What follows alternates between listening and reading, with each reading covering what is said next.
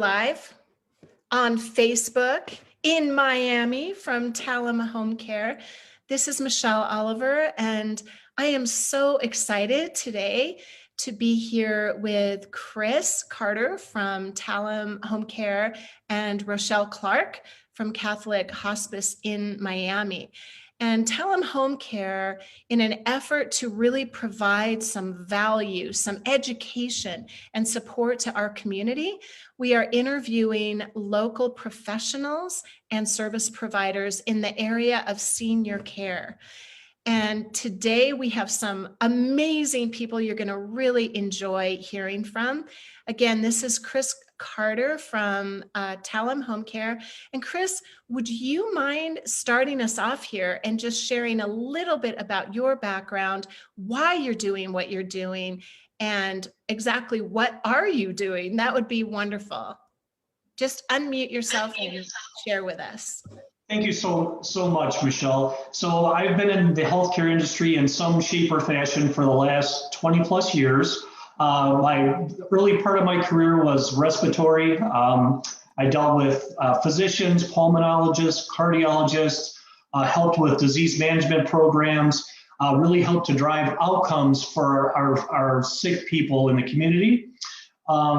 I came to Talem Home Care as an administrator and became national account manager for Talem.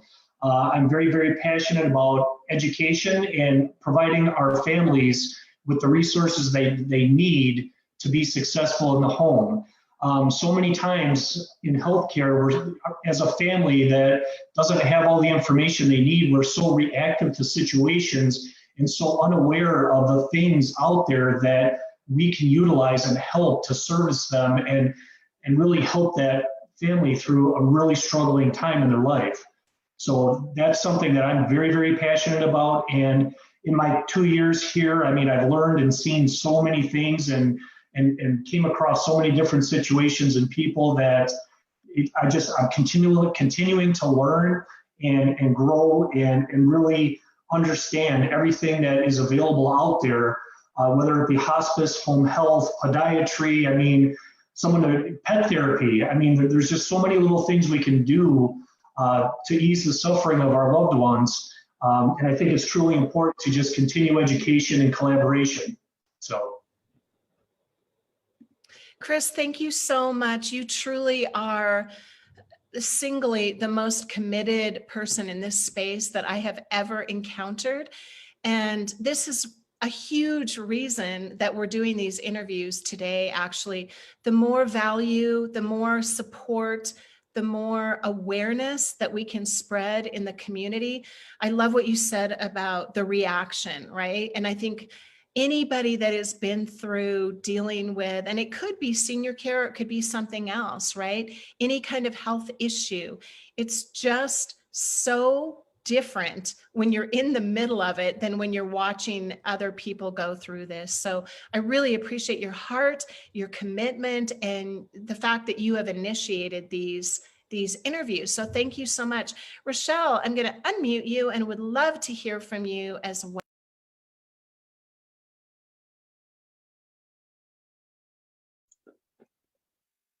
Hi, so I'm Rochelle Clarke. I'm the Director of Organizational Integration and Patient Experience here in Miami with Catholic Hospice. I did not start off my career in healthcare. I started off my career in hospitality, where I had a desire to shift and change someone's experience and make sure that when they walked away from that experience, they were walking away feeling like, oh my goodness, I've got to tell more people about this experience that I've had. Throughout the course of my life, I had several personal reasons that made me want to delve more into healthcare. And so I went back to school. I pursued a master's in marriage and family therapy, PhD in marriage and family therapy, and started working in the field of hospice about 7 years ago. I started off as a bereavement counselor, so I was giving direct patient care to families who were exhibiting signs of complicated grief, and for patients that were experiencing anticipatory grief. Then I moved up and took a supervisory role where I oversaw the bereavement department, along with a camp that we have, Camp Aaron, for children 6 to 17 years of age that experienced the death of a loved one.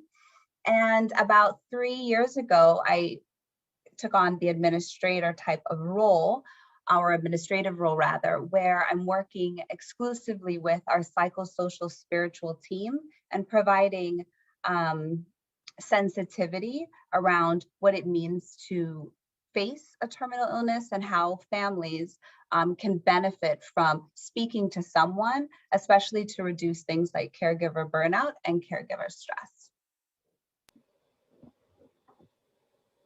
Rochelle, that is so amazing. The vastness that you are covering, all the pieces of this. And I'm not going to monopolize the conversation because I want Chris to lead this, but truly hospitality meets healthcare. That's what we need. It's like really, truly, I know it sounds cliche, but putting the heart and the spirit into healthcare, that is what is missing. So it's interesting that we have some people on the Talem staff in Miami that also are bringing that spirit of hospitality. So I'm really, really excited to hear that. And it shows in everything that you've shared. And I'm going to mute myself now and open the floor to Chris. And if you guys just kind of keep an eye on your mics, if I mute you, it's because there's feedback, and then you can just unmute as he asks you questions and you answer, okay? So Chris, I'm opening the floor to you to just ask some questions so we can learn more about Rochelle and her services. Thank you, Rochelle. So Rochelle, when we talked last time, you were telling me about like a bunch of different programs and things that you offer to your families. Could you kind of elaborate on those services? Because some of the things you said were like above and beyond what I have heard.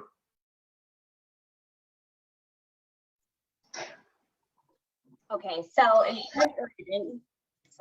incorporating that hospitality and mentality, and also incorporating family therapy, where it's that systems thinking, where you're looking at the whole person and all aspects of that person and how their influence and their perceptions and experiences and exchanges. We offer services that really take care of the whole person. So of course we have a dedicated team of physicians who are there to attend to the physiological needs of the patient. We also have nurses that really help to monitor the pain and symptoms, medications, and they're really the eyes and ears of everything.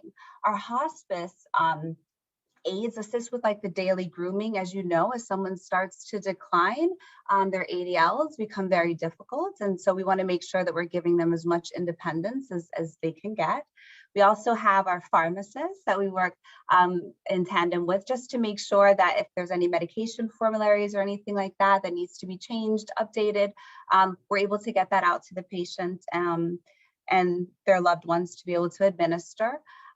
We have our social workers, and our social workers are phenomenal at giving resources and really going out into the community and assessing what this individual's needs are and connecting them to those needs. We have our music therapists, who are dynamic individuals that are board certified, that utilize music as a way to help families connect. Oftentimes when someone has Alzheimer's dementia, family members will say, gosh, they're almost like a shell of themselves. I would do anything just to be able to have one more memory.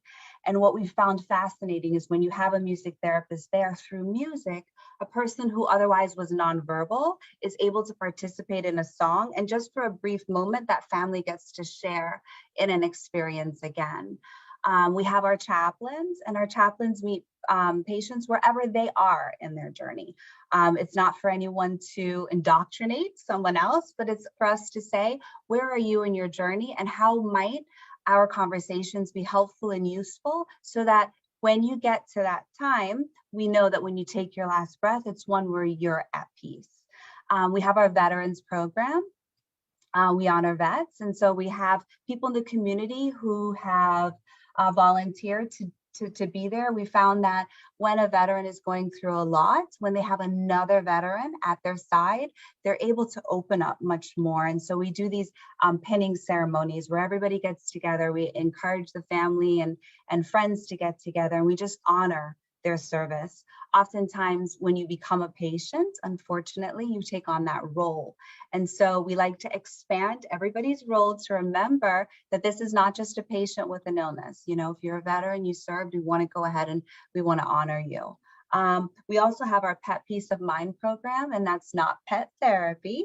It's because some of our families have, or some of our patients have furry loved ones. And I know how near and dear my pets have been to me throughout the course of my life. And so the last thing we want someone to worry about is where that furry loved one is going to be placed when they pass away. So we try to really connect them with the person who we found to adopt their loved one, so that when they transition, that's one less thing that they have to worry about.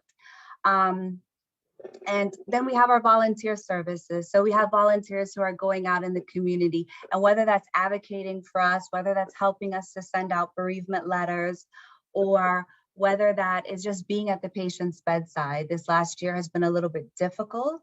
However, in a lot of our facilities, if someone is hospice appropriate, they're making exceptions. So we want to be there to give, you know, an extra level of care.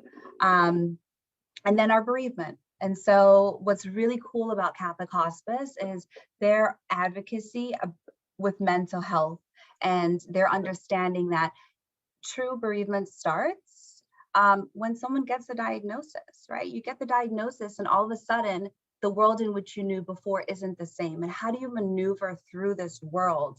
And so when we find that patients and families are struggling with their impending death or illness progression, we want to make sure that we have trained clinical professionals that are there to walk them through that journey. So we really try to make sure that our programs and our team is able to meet the dynamic needs of a person. Thank you so much for sharing that, Rochelle. Another question I get asked all the time by families is, when should a person consider hospice?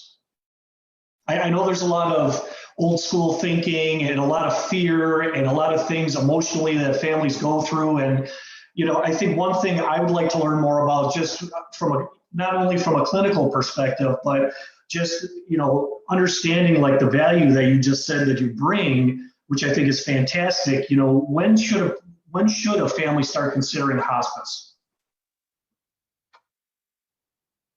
So Chris, as an advocate, right, I'm going to say that everybody throughout the lifespan should be considering hospice. Everyone should be considering that each day that we're living, there's a possibility that something could change, or that as we're living, we're going to get older and perhaps we are going to need hospice services. It's always better to have the conversation before you're actually in the conversation, before the actual conversation becomes something that's inevitable. However, the consideration for hospice should be given once a person gets a diagnosis of 6 months or less to live, given the natural trajectory of their illness, right? So we're not saying that you're definitely going to have, you're definitely going to pass away. What we're saying is, given the natural progression of your illness, people at this stage typically have 6 months or less to live. And when you're getting that news, it's so difficult, as I talked about before, for the family to comprehend, for the patient to comprehend. We live in a society, you know, where we're always trying to promote health and wellness. We're trying to promote anti-aging. We're trying to promote, you know, just living your best life. And so when someone tells you something like, you know what, you have 6 months or less, how are you processing all of that? In order to really take advantage of the hospice benefit, to me, it's almost so much nicer to know that you come onto the service right as you get the diagnosis. And then you have all these people who are caring for you, who are taking into consideration your wishes. And so you still have some sort of independence, autonomy, and your voice is still heard if you come onto the service as soon as you get the diagnosis. What are some of the common objections you hear from families that might be fearful of accepting hospice services? You know, there's a lot of myths, right, about hospice. So if you bring your family member onto hospice, or if I decide to go on hospice, you're not going to give me anything and you just want me to die. And I'm like, well, no, that's not what we want you to do. We actually want you to gain from this experience, because now that there's a quantity or your life has had a quantifiable number at this time, we can still impact your quality of life. So that's a big thing. The misconception that once you come onto hospice, it means you're going to die. We're going to take, get rid of all your services. Here in South Florida, one of the big things that are like a pushback for us is the use of some of the medication for pain and symptom management. So it takes a lot for people to adjust, right, to different types of pain. And pain is something that's subjective. I often tell people, I don't know what it's like for anybody else, but I know if I've had an earache or if I've had a toothache, those are like the most annoying aches and pains I could ever experience. And I remembered speaking with a patient one time whose family did not want anything more than like Tylenol with codeine. And her body was shutting down. And she's like, I could feel my organs dying. She's like, it's worse than your worst toothache or earache. And when I think about that, I just think about how important it is for us to make sure that we're being mindful of what pain is like, how it can affect someone, how it can really impact their quality of life, and what we might want to do in terms of educating ourselves on things like morphine, and how it can be an added value to people. I think something that's happening, and this is national, is getting people to sign on to hospice care. A lot of times, we don't get people on hospice for more than 2 weeks at a time. Well, 2 weeks, you're just getting started, and the person is unfortunately rapidly declining.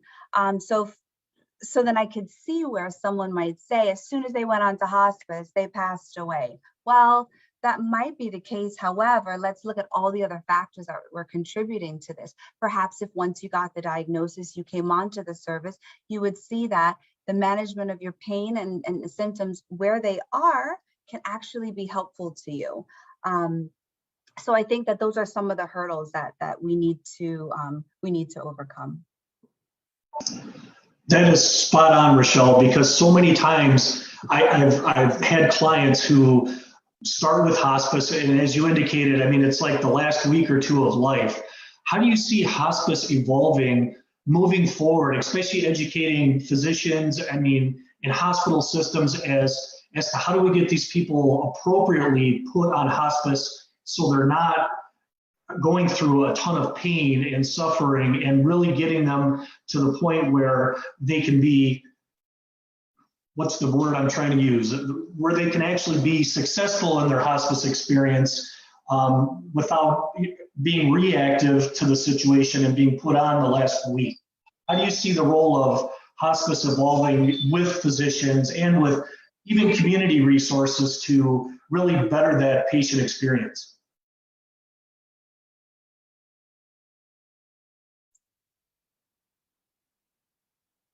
Yeah, so I see hospice as true advocates, right, for that total care and that continuum of care, right? So right now we talk about patient experience. That's like a buzzword going around in healthcare right now. And so in the realm of patient experience, any opportunity that we have to really partner with local healthcare facilities, we try to let them know through presentations or trainings, what are some of these benefits? We're not going to take your patient away from you. In fact, we're going to work alongside you. We can be your eyes and ears so that the patient can be comfortable in whatever setting they call home, and they're able to go ahead and receive some of the services. So for us, presentations and just awareness is really important. I know that, there's lots of challenges happening in healthcare, right? Things are always changing, parts are always moving. And so letting physicians know that we can be helpful to the patients and really be there to help maneuver them through this very difficult process by keeping them in wherever they call home has been something that's been really helpful to us as we go out and about and really talk about hospice. Chris, in our conversation, I mentioned to you that I'm also a professor at one of the universities here. And so I teach upcoming physicians or healthcare providers about continuum of care and how important it is at each life cycle or each life stage to be able to have difficult conversations, whatever that it is. We've also partnered with different hospitals so that we can do training for physicians on how do we have these conversations. Oftentimes, it doesn't mean that you're not a great physician. It doesn't mean that you haven't done all that you possibly could do. It just means that it's this person's time. And as difficult as that is for you, the physician, to really conceptualize, it must be really difficult, especially if you've had an ongoing relationship with a patient and a family, to be able to tell them that news. So how do we break it to them in a way that they see that you love and trust them? They're guided from a place of love, and you know that partnering with us is just going to, at the end of the day, make sure that they're receiving the care that you would have provided to them should they have continued on a curative path. So just being really proactive, getting out in the community, networking, making sure that we're listening to what the needs are that are preventing healthcare providers from talking about hospice, and being true advocates of care. I really feel like the great thing about hospice is that we can really be the benchmark for building this sort of comprehensive person, family-centered, care delivery. And so I think that a lot of other areas have a lot to learn from us in this regard. That's spot on, Rochelle. And one of the things I'd like to add to that too is in our field, in the home care field, I mean, we deal with people from all different situations and all different needs. And one of the things that we're very passionate here at Talem about is connecting people with the right services at the right time. Okay. Can you, and this will be my final question because I know we've gone a little long and I don't want to tie you up, but when do you guys utilize additional supports for someone who is on hospice? Like, because you have a lot of family dynamics, people are working, they have children, they're trying to be there for their mom, their dad. When would you engage, or how does that work from a hospice perspective?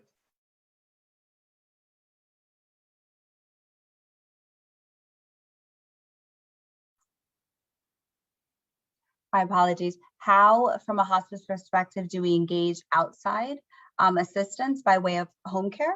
Was that your question? Yes, like you guys have to analyze overall need, obviously, in the situations within the family. When would you go and utilize like additional services, whether it be, if someone is of a different faith and you had to get a different chaplain in, or if you needed supportive home care or additional support for the family, what would that look like for your team? Mm-hmm. Okay, so for my team, let me speak specifically with how we would partner with you guys. The first thing that's going to happen is our social worker is going to go in and he is going to assess the needs of the individual patient as well as their family members. We understand that home care is invaluable. Like I said before, when a person is slowly losing their ADLs or their ability to perform just activities of daily living, it can be overwhelming. And so if we recognize that this is really playing a toll on the person, and it's also contributing to other psychosocial declines, then we would start to reach out and partner. We know that over time, things become difficult, like taking a shower, getting something to eat.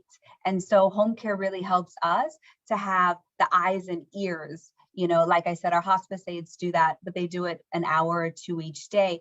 Partnering with someone like in the home care setting allows us to be able to develop that relationship with trusted partners. It allows us to see exactly what's happening with the family. That person can now help us because we're working together, and what has this family or patient identified as things that are really important to them.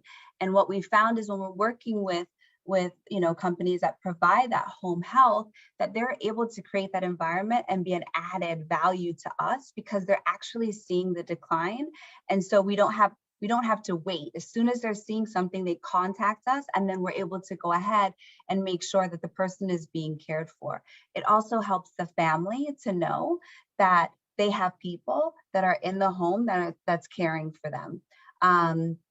And so for me, or for us, once we evaluate that there is a need, we act really quickly. And then with whomever we partner with, we just want to make sure that there's open communication so that the biopsychosocial, spiritual needs of the individual is met at all times. And I think you just hit the nail on the head again, Rochelle, because I think that communication, especially as we work with different partners in our communities, I mean, that communication is so key and important because communication drives success and outcomes, in my opinion. So I'm a true believer that you cannot over communicate. So one last thing for you. What do you see as the strongest values of your organization?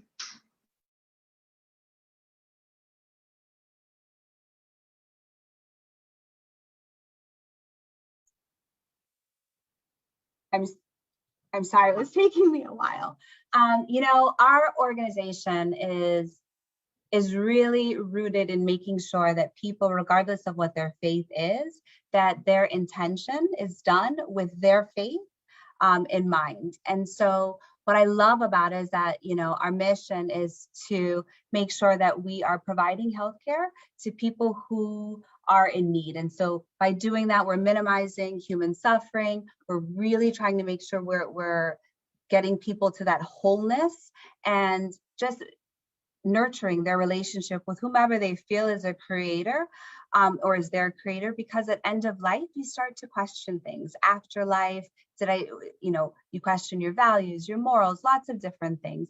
But our core value, I think that dignity, it's dignity, commitment, excellence, and stewardship. And I think dignity is the one that stands out to me the most.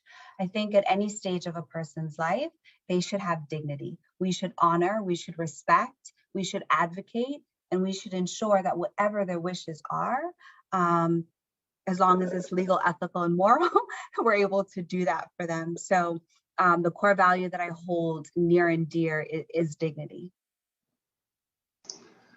I appreciate that, Rochelle. And I think that, your passion, our passion, I think is obviously to create a better environment and better care for our aging population. I think there's so many things we can do and create and nourish to really move the needle forward, in the future and provide better care and better ways to do things and always look outside the box to create solutions. I think that was fantastic. So I want to thank you so much again for your time today, Rochelle. I really appreciate what you guys do, and thank you so much for being on, and hopefully you'll be a guest again. Chris, it's always a pleasure. Thank you so much for the opportunity. I hope that your viewers will be able to learn something about hospice and kind of reduce some of those myths. And Michelle, thank you so much for the opportunity. It was so nice getting to know you today. Yes, and both of you, I think this is such an important conversation to have. I just value both of you so much. My personal experience, I lost my mother 2.5 weeks ago. And I will tell you that hospice it takes a village, right? And hospice made all the difference in the world for us. And the word that you wrapped this up with, Rochelle, which is dignity, that is how I was able to celebrate with my mother the end of her life, because she was permitted to leave with dignity, That is absolutely the most empowering thing. So I am so kind of taking this at a more personal level today. And I just appreciate the contribution that both of you are bringing to the table. And it really is about working together. That you both mentioned communication. I wrote that down on my pad here because I thought, that is the thing that made it work for us, was the communication and everyone working together to the same end. So really appreciate you both. Rochelle, you are so amazing. And I do hope to have the opportunity to speak with you again further. And Chris, thank you as well. Do either of you have any parting comments before we say goodbye temporarily? We'll come back again.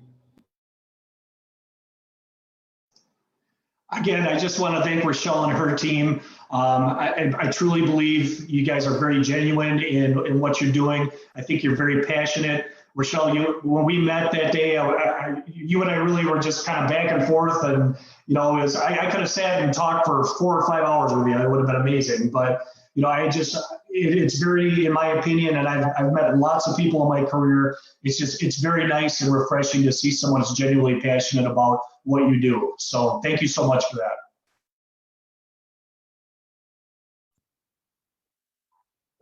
Thank you so much, Chris, for your kind words. And Michelle, thank you so much for being so vulnerable and sharing with us about your hospice experience. So if there's anything that I can do or my team can do for you or your family to help support you throughout the next couple months, please feel free to give me a call. Thank you, guys. That is so kind of you and generous. And we're just thank you. But let's go out there and share this and serve the community and provide the best quality of life that we can for everyone that we encounter. And we will be back again. So for now, goodbye, everyone. Make it a wonderful day. Do something amazing for someone else. And that always makes it a better day for us as well. So thank you and goodbye.